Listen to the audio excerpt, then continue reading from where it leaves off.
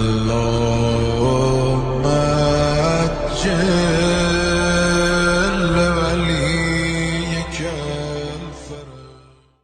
کہ ایک عجیب و غریب بحث ہے جس کا حق آج تک ادا نہ ہو سکا. علمی بحث ہے، قرآنی بحث ہے، اسلامی بحث ہے اور عقیدے سے متعلق بحث ہے. ہم جب کہتے ہیں، اپنے ائمہ کا تذکرہ کرتے ہیں، 12 اماموں میں سے ہر ایک امام کی بات اگر نہ بھی کریں آپ، صرف امام اول امیر المؤمنین امام المتقین علی ابن ابی طالب علیہ السلام کی بات کریں تو ایک سوال برابر اٹھتا ہے کہ یہ بتائیے کہ ان کا قرآن مجید میں ذکر کیوں نہیں ہے. یعنی اولاً تو انہوں نے یہ تسلیم کر لیا، فرض کر لیا کہ نہیں ہے، اور اس کے بعد ہم سے جواب طلب کرتے ہیں کہ کیوں نہیں ہے. حالانکہ اب یہ میرا پرانا جملہ ہے کہ جب بھی آپ سے کوئی کہے کہ قرآن میں علی کا ذکر کیوں نہیں ہے، آپ بلا تعمل پوری علمی شجاعت کے ساتھ کہیے، پورے یقین کے ساتھ، کہا نہیں ہے.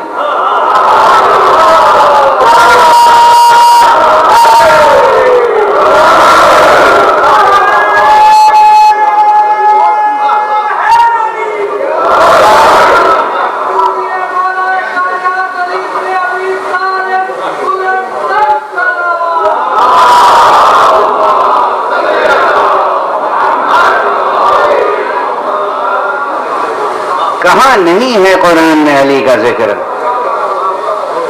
آپ کہیے تم نے قرآن ٹھیک سے پڑھا نہیں ہے، روا روی میں پڑھ لیا، سرسری طور پہ پڑھ لیا. قرآن ایسے پڑھنے کی کتاب نہیں ہے. کہاں نہیں ہے علی کا تذکرہ؟ اچھا اب اسے آپ سمجھیں گے کہ خطیبانہ جواب ہے. نہیں، ہرگز نہیں.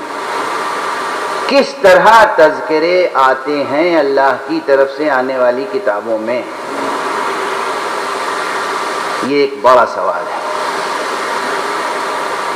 ہم سب کا یقین ہے اور تقریباً تمام ملت اسلامیہ کا اس بات پر یقین ہے، اتفاق ہے کہ ہمارے پیغمبر حضرت ختمی مرتبہ صلی اللہ علیہ وسلم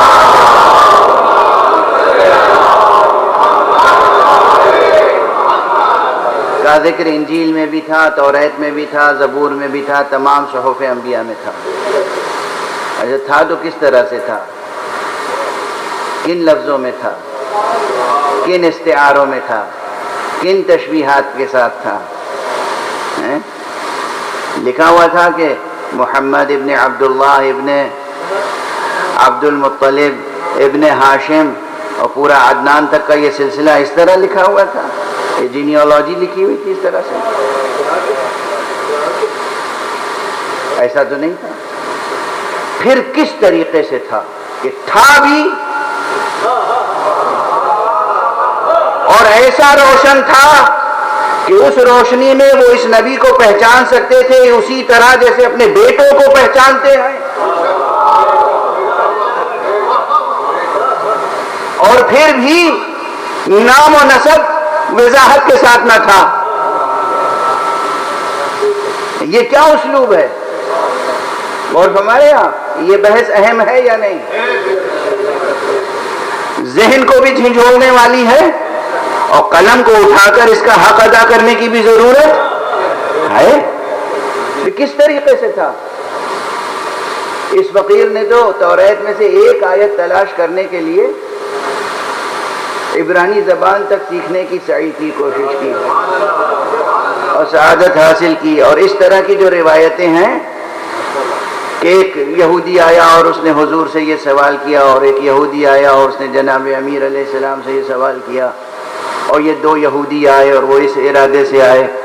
اس طرح کی تمام روایتوں میں جہاں عبرانی کے الفاظ ہیں یا بعض ہماری دعاؤں میں، ان الفاظ کی تحقیق کے لیے اس فقیر نے عبرانی زبان براہ راست سیکھی تاکہ اس میں بھی میں کسی دوسرے کا مقلد نہ رہوں.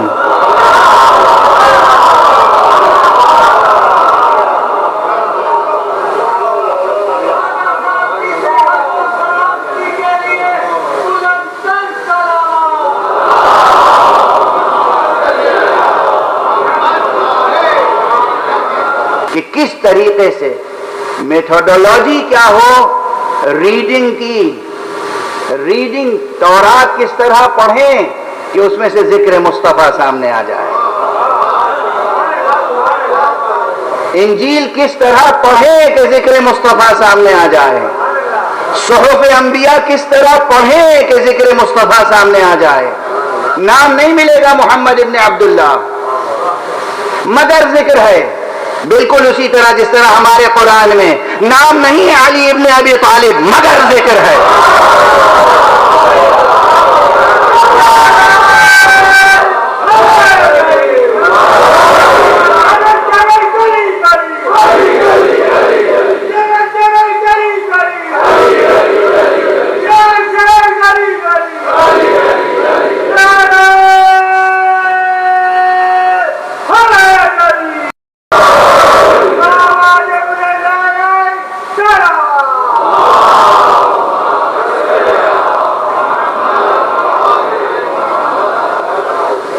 نا نظر اس لیے نہیں آتا، سمجھ میں اس لیے نہیں آتا کہ وہ میتھوڈولوجی سامنے نہیں ہے اور وہ ہنر نہیں ہے کہ کس طریقے سے آیات کی تلاوت کی جائے اور کس طریقے سے اس کی تفسیر کی جائے۔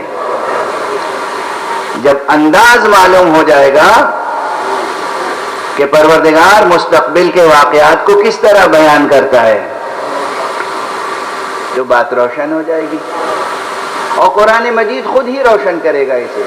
میں اپنی طرف سے کہیں سے کوئی بات لے کر عرض نہیں کروں گا۔